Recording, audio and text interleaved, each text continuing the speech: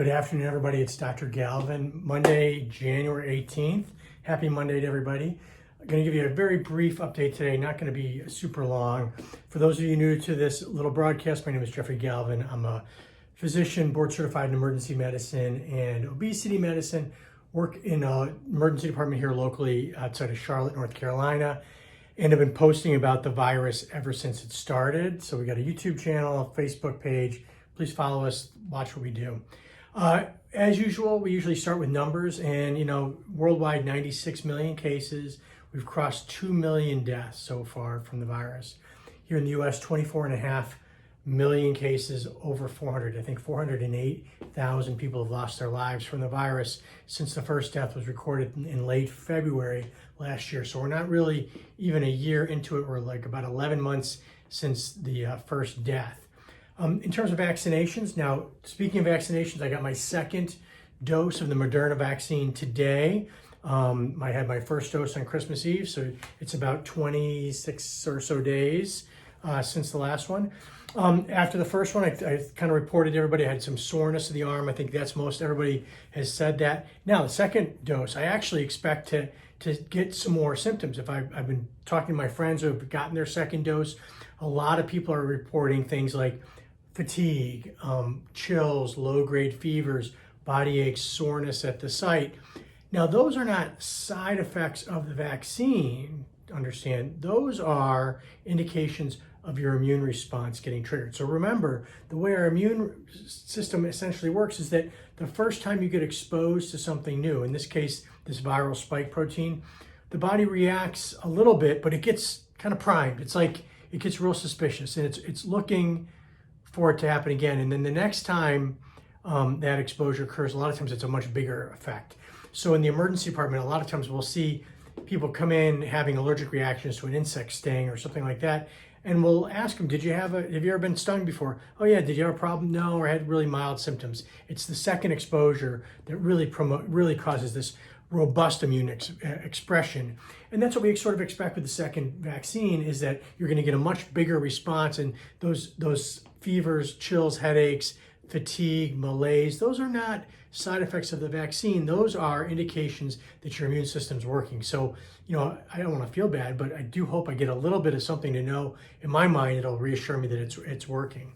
As of today, we have the US, we've vaccinated fully, meaning people that have gotten 2 doses of the vaccine, 0.49% of the population is fully vaccinated. I'm one of them, yay.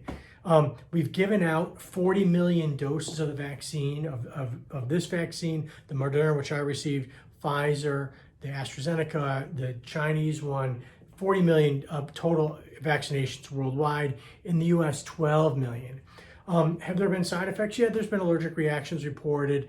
There's some questionable links to, there's a death being investigated related to it, but we're talking about 12 million doses with essentially, a handful of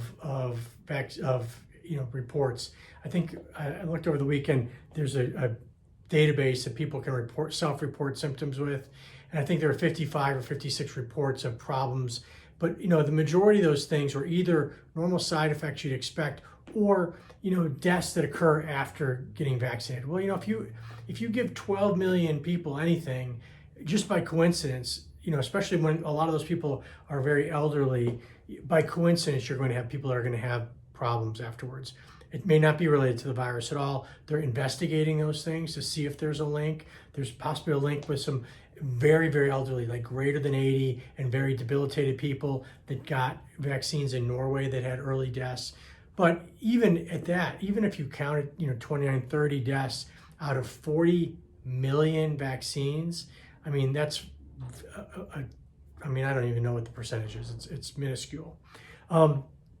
So I want to thank people that put in comments on the last video about what we should do in the wellness series. We just hired somebody to kind of help me with some of the social media stuff and scheduling it and sort of ride me because I get busy and I don't do the videos and everything else. And so his name is Nathan. He just joined our staff, and he's going to help me by getting all those things organized. We're going to kind of come up with a wellness topic to do every week, and I promise I'm going to do it.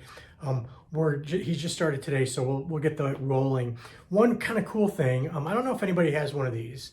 I have a Garmin, but Fitbits, Apple Watches. You know, there's an interesting thing that I noticed with my own tracker, which tracks continuous heart rate monitoring, is that your heart rate is a very, very sensitive indicator of your status of health. And there's actually a study that came out that shows that these health trackers actually can predict COVID like a week before you develop symptoms because of changes in heart rate and heart rate variability, and also respiratory rate, which also a lot of them monitor. So I'm going to check my average resting heart rate over the last 7 days is 53. I don't know if you can see that or not. That's my average over the last week. So I know for me personally that if my heart rate is between about 53 and 58, that's normal for me, my resting heart rate. If I get a little cold, if I get sick at all, that starts jumping. So I'm going to be closely watching those numbers over the last couple days to see if my immune response has an effect on my heart rate or my heart rate variability, which is another thing that I track. But I personally think that your resting heart rate is a really, really good indicator of your state of health, lower being better and being consistent. And so I noticed myself that my heart rate starts going up whenever I get sick or stressed or don't get enough sleep or things like that. And that's a little kind of way I check to sort of see where I'm at. And so I'll be watching that, and I'll post on our Facebook page, because I know a lot of people watch this on YouTube, but our Facebook page, I kind of post things all the time, and the people on YouTube may not see that, but I'll post updates on how I'm feeling over the next couple of days. And if I get any really good symptoms, I'll maybe do another video. Anyway, that's it for today. Everybody stay safe, wear a mask, wash your hands, look after yourselves, look after your families, look after those around you. I'll be back with more soon. Good afternoon.